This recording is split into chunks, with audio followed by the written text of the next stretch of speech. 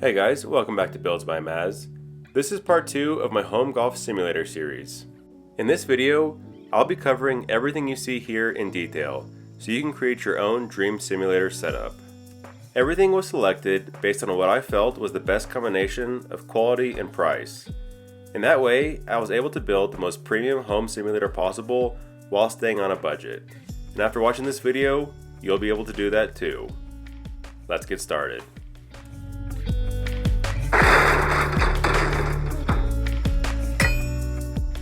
The most important part of every golf simulator is the launch monitor. This is what actually tracks the golf ball and is going to drive all your data. I highly recommend the Mevo Plus by FlightScope.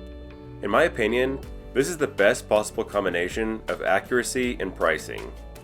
I currently use the Mevo Plus, but I started out with the Garmin R10, so I have experience with both of these. And there really is no comparison. The Mevo Plus is just so much more accurate. It's spot on with distances, and it's able to track spin and shot shape really well. The Garmin is okay for an entry-level monitor, but it doesn't calculate spin very well, and it has a hard time registering short chip shots. I really do recommend spending a little more on the Mevo Plus, because you're going to get a huge jump in accuracy and performance. Here I wanted to show how the Mevo Plus handles chipping. I've got a short pin, so I'm hitting the ball not even all the way to the screen, but the Mevo Plus picks it up perfectly.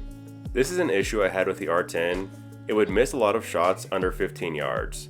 But with the Mevo Plus, you can do 2 or 3 yard chips without any problems. Another huge thing I like is that FlightScope is continuing to improve the Mevo Plus via software updates. So this unit is only going to get better and more accurate than it already is over time. Setup is simple. It turns on with a touch of one button, and it sets up directly behind your hitting area. This is a huge plus if you play with both right and left-handed golfers, because you won't have to move the launch monitor around. If you're interested in the Mevo Plus and want the best possible price on it, check out my link in the video description below and use code BuildsByMazPlus at checkout. Now I do want to go over some more of the most popular launch monitor options under $5,000.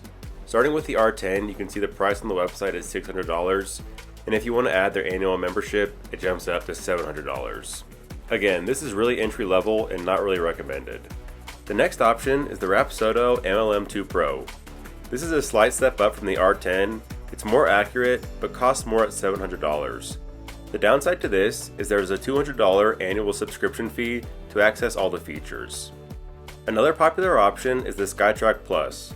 Again, I haven't personally used this, but I've read good things about it online. It runs for about $2,500 and ranks in the middle in terms of accuracy. SkyTrack also offers a variety of annual subscriptions, starting at about $120 per year, depending on what features you want to access. Next we have the Unicore iMini. A lot of people online really seem to like this, but it is the most expensive option by far at $4,500. I do believe this also has a $200 annual subscription fee if you want to use third-party simulator software. After that, we have the Bushnell Launch Pro. There are a couple of purchase options here depending on how much data you want.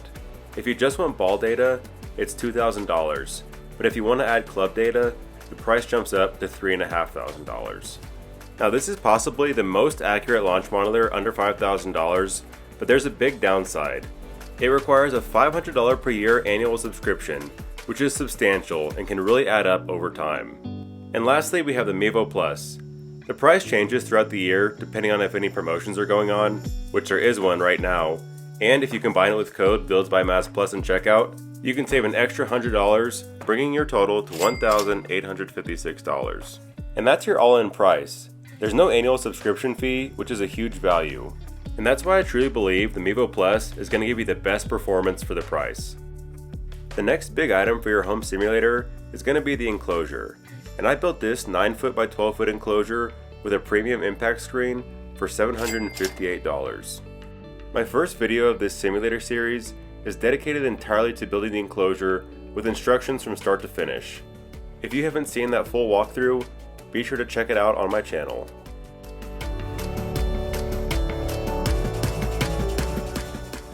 Next, we'll go over golf balls. If you do use the Mevo Plus, I recommend getting the Titleist Pro V1 RCT golf balls. That stands for Radar Capture Technology. These are golf balls designed specifically for use with launch modelers. You can see it's got an internal radar reflective strip, which is going to improve the accuracy of radar-based launch modelers. Besides that, they perform exactly the same as regular Pro V1s. Now these are expensive at $70 per dozen, but you have to consider it's only $15 more than regular Pro V1s, and you'll never lose any since you're using them only indoors. The RCT golf balls are currently compatible with the following launch modelers, and this list is straight from the Titleist website. These are identical to Pro V1s in every way, except for one key difference. It has the RCT logo stamped on the side, so you don't get these mixed up with your regular golf balls. But no matter which golf balls you use on your simulator, it's important to use at least 3 at a time, and I rotate through 6 at once.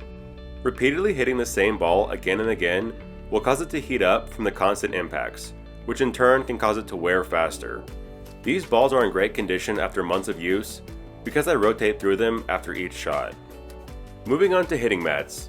I use the Go Sports Elite Turf hitting mat from Amazon. They have a few different sizes. Mine is 5 foot by 4 foot, but make sure you get the kind that's 15 millimeters thick. This provides good cushioning and will allow you to hit into the mat without any wrist pain. I've been using this mat for a couple of years, since well before I had a simulator, and I've always been really impressed by it. You can see there's this one lighter patch from where I've hit thousands of shots, but that's the only visible sign of wear. There are also pre-cut holes for tees on both sides, so I just flipped it around, and now I basically have a brand new mat that's going to last a couple more years. It really is a good quality mat, and at this price point, you won't be able to find a better value. It also comes with these 3 rubber tees. These work fine, but if you play with friends and family, everybody wants their own specific height, so for that I recommend an adjustable tee. This one has the sizing of an actual tee, and it's easy to adjust up or down depending on your preference. It honestly feels pretty similar to teeing up your ball on the course. This comes in a 2-pack for $18, and so far I've really enjoyed it. One thing to be aware of is it's limited with how short it can get. Even when pushing it down all the way, it's still almost the height of a golf ball, so you can really only use driver with this tee. For irons or woods, I bought a different style of tee which stands up on top of the hitting mat. These short tees can go upside down or right side up to give you 2 slightly different ball heights, and then there are a bunch of taller tees which you can cut down to your own specific size. For my simulator flooring, I use these foam tiles. I got the kind with this diamond texture on top just because I like the look, and I don't do any putting in my simulator, but I also included a link to a flat surface option if that's what you prefer. Each tile is 2 feet by 2 feet and has 2 open sides and 2 edge sides.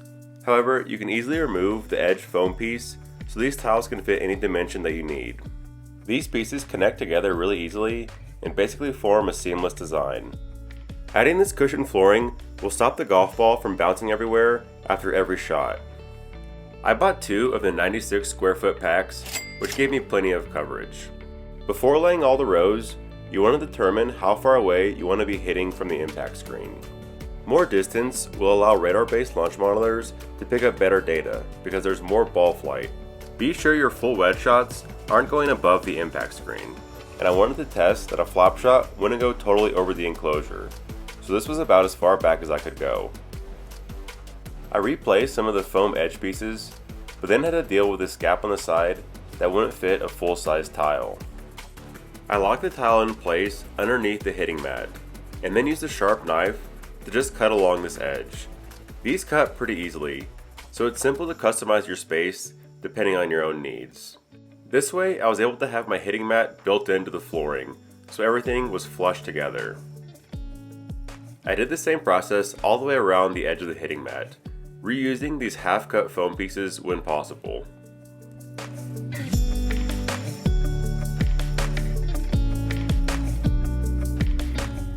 The end result looks really crisp and nice, and having the surfaces at the same level like this makes it really easy to just drag balls onto the hitting mat for your next shot.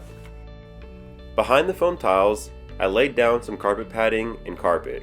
I actually got this all for free from Facebook. Someone had some extra carpeting from their project, so it was brand new and actually really high quality, and this created a cozy space for behind the simulator for people watching. Next, we'll cover projectors. I use the Optima GT1080 Darby, which I got used on Facebook Marketplace for $350. This is a great place where you can save money on your simulator, because there are tons of used options on Facebook or eBay which will save you hundreds. When deciding what projector you want, ProjectorCentral.com will be your best friend. I've pulled up my projector to show you as an example, but this website is a great resource with tons of information. It'll start off with some highlights, but what you really want to look at are the projector specifications. The first and possibly most important thing for a simulator projector is going to be the brightness. I recommend getting a projector with 2500 lumens at the absolute minimum. Mine has 3000, and I do wish it was a little brighter during the daytime. If you'll be using your simulator with the lights on, then you're going to need more like 4 or 5000 lumens. Next we have resolution. Make sure you get at least 1080p. 4K is the jump up, and it'll give you a really clear picture, but that comes at a higher price. Whatever you do, don't try and save money and get a 720p projector. It's going to look too pixely, especially blown up on a large impact screen. Aspect ratios are also important. This one has a native ratio of 16:9, but it's also compatible with 4:3, and that's why it works on my 12 by 9 impact screen. If your screen doesn't fit one of these standard ratios, for example if you have a 10 by 8 screen, you want to make sure the projector can handle custom aspect ratios. The next thing to look at is lamp life. This will show you how many hours your projector bulb can be on before it needs to be replaced. This is especially important if you're buying a used projector. You want to see how many lamp hours it has. Replacing bulbs can be expensive, but clicking this link can give you an estimate of how much it might cost for that specific projector. The next important thing is throw distance, and that's how far away from the screen the projector needs to be. There's this great calculator which we'll explore more in just a moment. Throw ratio is a calculation for how far away the projector needs to be based on the screen's width. This projector's ratio is 0.5:1. That means with a 10 wide screen, the projector would be 5 feet away. For a golf simulator, you're going to want a short throw projector, which means it has a throw ratio of less than 1:1. A ratio of 1:1 or higher would be considered a standard or long throw projector. For example, if the ratio is 1.5:1, that means that for a 10 wide screen, the projector would need to be 15 feet away, and I'll show you why that's a problem with golf simulators. So I'm going to try and use this basic drawing I made to illustrate what I'm talking about. Let's assume the current setup is with a short throw projector, and these blue lines represent the projection area. Now you can see it displays onto the impact screen without any interruptions. But if you use a standard or long throw projector, you're going to have to move it back in your space. And now the projection area is going to be going through the golfer before it reaches the screen, and that's going to create a shadow. Everything above the red line is going to be displayed on the screen, so you'll be looking at a constant shadow of your head or shoulders, which will take away from the simulator experience. That's why you want to go with short throw. They also make ultra short throw projectors, which would have a throw ratio of like 0.4:1 or less. That would be even closer to the screen, but the risk there is that if you sky a ball straight up, it is in the danger zone of being damaged. The ideal scenario is to have your projector directly above the hitting area, or slightly behind or in front. So if we click in here, it takes us to the throw calculator screen. First, select your screen's aspect ratio, which mine is 4:3. Then you can use the slider to select the width of your screen. Since mine is 12 feet, I'll set it to 144 inches. That gives me a calculated throw distance of 8 feet. This tool is also great for letting you know if your projector will be bright enough at a given throw distance. Right now I'm in the green zone, which means I'm fine for low light rooms. If I had a bigger screen and the projector was further away, I would get into the red zone, which means it wouldn't be bright enough. On the flip side, if you don't want to have to dim the lights in your room, you want to get a projector that gets you into the yellow zone, where it'll still be bright enough in a room with high ambient light. In most cases, you'll be ceiling mounting your projector, and another number to pay attention to is the vertical offset, which for this projector is 17 inches. This is how high above the top of the screen the projector needs to be mounted, and for golf simulators, you want as low of a number as possible. Here's another drawing to help explain why. This black dotted line here represents the top of my screen. My projector has a 17-inch offset, which means I have to mount it 17 inches above this height.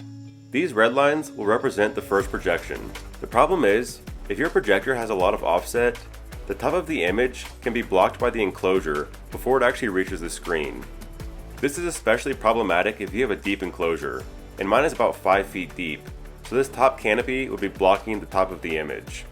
To mitigate that, what you can do is mount your projector a little bit lower so that it's at the same height or below the top of your screen, but then you have to tilt it upwards. Otherwise, the projector won't cover the whole screen. So now, if we look at the blue lines, this new projection reaches the top of the screen by going underneath the enclosure. The problem is, it's going to be projected at an angle coming outwards like this. So we need to fix that using keystone correction, which is going to push the image back flat onto the screen. So you do need to make sure your projector has keystone capabilities. Vertical fixes the problem I just talked about, and you only need horizontal keystone if you're mounting it left or right of center. This is the mount that I use. It's simple and works great. Since my garage ceilings are so high, I actually just ran a 2x4 across the garage rails and mounted the projector to that. You can see here that the projector is below the height of the enclosure, so the image isn't going to get blocked by this here. You'll probably need a long HDMI cord to connect your projector to your computer, and I got this 25-foot one by Amazon Basics, and it's worked out just fine. I then adjusted my setup until it was the right distance away and filled up the whole screen. You can see I have the projector slanted upwards, just like I showed in my drawing. This is where we used keystone correction. You can see the bottom of the image is too skinny and the top is too wide, but by adjusting it, we can compensate for the tilt on the projector and get the image to lay flat on the screen like it should. I also recommend installing a dimmer switch, controlling the lights in the area where you'll be playing. I have an old video showing exactly how to do this, and it's actually pretty easy. But this can make a huge difference for how your simulator screen looks. With the lights on full brightness, the image is pretty washed out, but as I dim them down, the picture becomes much more clear, and it looks awesome in the dark. I usually end up adding a little light, dimming it to about this level here. If you do want to play in a darker room, you may need to use a spotlight to illuminate the golf ball. This installs really easily and turns on and off with a remote control. You just need to position the spotlight so it lights up your hitting area. This really makes a big difference for ball visibility, especially when playing in a dark room. Next, we'll cover everything in this area of the simulator. As far as the TV goes, I just mounted an old one that we had here, but this is just personal preference. A computer monitor works great too. For my desk, I just cut out and stained a piece of leftover plywood that I had. This was a cheap and easy option for me, and it's worked just fine. I then attached it to my garage wall supports using 6 heavy-duty screws. This can't hold a ton of weight, but it's enough for a mouse and keyboard.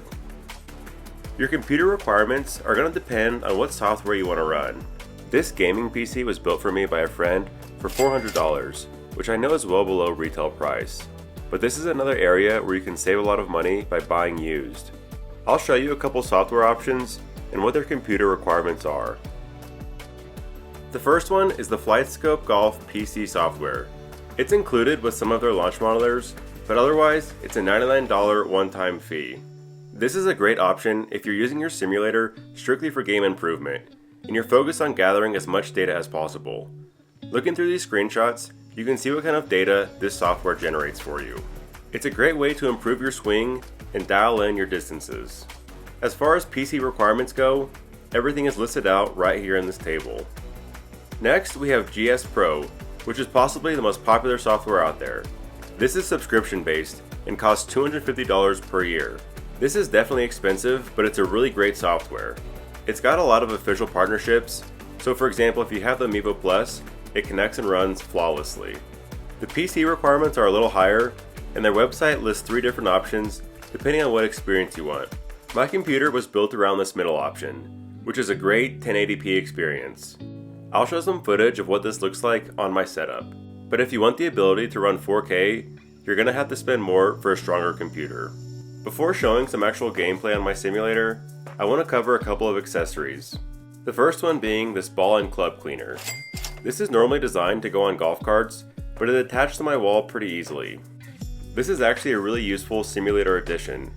If your golf clubs are dirty, it can transfer dirt to the golf balls, which can leave marks on your impact screen as you hit into it. I also screwed in a golf towel and out of the washer so it can't pull away from the wall. This was one of my clubs from a recent round I played, which had some dirt in the grooves. All you've got to do is give it a few dunks in the washer and it cleans right off. After a quick dry, this club is ready for use on the indoor simulator. And finally, I'll show you how you can make your own canvas wall art like this. I bought this canvas rollout from AliExpress for $29. I then cut some 1x2 lumber to size with 45-degree angles at each corner to act as the canvas frame. I connected each corner using my nail gun with some brad nails and then added some support pieces to every corner to give the whole thing a little bit more structure. Make sure to leave enough margin on the canvas so you can fold it to the back side of the frame and staple it down. Once you staple all around the edges, that's pretty much it, and you're ready to hang this artwork. This really is a quick and easy way to add some decor to your simulator area. But that officially covers everything you need for a home golf simulator. So now let's see everything in action together. So when you pull up GS Pro, you have a few options as far as screen resolution as well as graphics quality. I run mine on high quality. If I try and go above that, my computer has a hard time keeping up with the graphics. At the home screen, you'll find a few different play options. I'm going to go into local match, where there are hundreds of courses that you can download and play. Here I'll select Georgia Golf Club, which is just the non-copyright name for the Masters. You can change any of the settings you see here, as well as select certain holes that you want to play. Here I selected just hole 12, the famous par 3 at Amen Corner. And this is what it looks like on my impact screen. Remember, this is a 1080p projector running GS Pro on high quality. As you get close, you can start to see the individual pixels, but standing back where you're hitting from, I think it looks really great. Hopefully this gives you a good reference point, so you can decide what quality of projector and computer you want. So this is how actual gameplay looks. This is at night with no lights on, and I'm using my spotlight to see the ball. I couldn't quite find the green here, but you'll see that there's really no lag time, and it's a fun, immersive experience. For comparison, this is the driving range with my lights on at about 50%. The range here is really great, it provides a lot of data for you, and it's a good way to figure out your numbers. With this setup, you can even work on your short game. When you combine the accuracy of the Mevo Plus and the realistic greens found on GS Pro, you're able to work on a lot of different shots around the green. You can select any area on any hole to work on specific shots, and here you can see the difference between a bump and run followed up by a high pitch shot. Here's a breakdown of all the costs for my home simulator setup, bringing the total to $3,929. This includes absolutely everything, except the artwork, which doesn't add to simulator performance, and GS Pro, which is an annual subscription. I hope you enjoyed the video, and that it's helped you out with your own home simulator build. I've tried my best to go over everything and answer a lot of the most common simulator questions. I also hope that this has shown you that you don't need to spend a fortune to have a great setup.